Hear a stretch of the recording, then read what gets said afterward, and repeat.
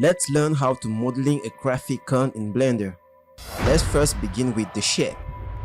Add a cycle number of vertex 4. On edit mode, press F to fill it and extrude it on Z axis. Now add another cycle and change the number of vertex to 64. Extrude it on Z and scale it down. Press E and S to extrude it on X and Y axis. Now hold Alt and left click to select this vertex and press E and S to extrude on X and Y axis. Hold Shift and left click to select the bottom and the top vertex. Now go to Edge, Bridge Edge Loop and right click to shade smooth it.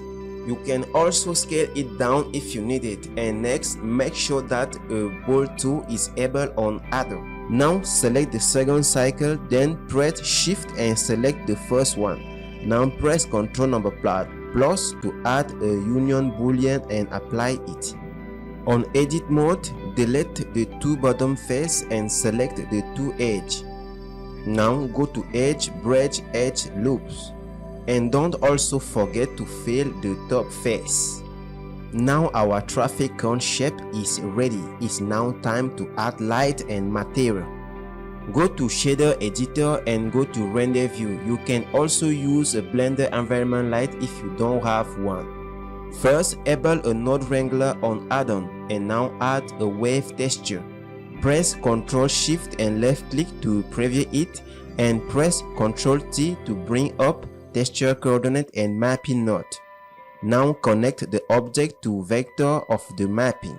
Rotate the wave texture by 90 degrees on Y axis and change the wave scale to something like 0.930. Now move it on X axis. Maybe we can change the scale of the wave and move it on X axis one more time. Cool. Now add a color ramp and bring the black color close to the white one. Now let's preview the principal BSDF and connect the color of the color ramp to the base color. Now add a mix node and change the mode to color and connect it between the color ramp and the principal BSDF. Connect the color to the factor and simply change the color to your liking. And last but not least, add a Musgrave texture, preview it and change the scale to something like 197.5. Add a bump node and connect the height of the Musgrave texture to the height of the bump node.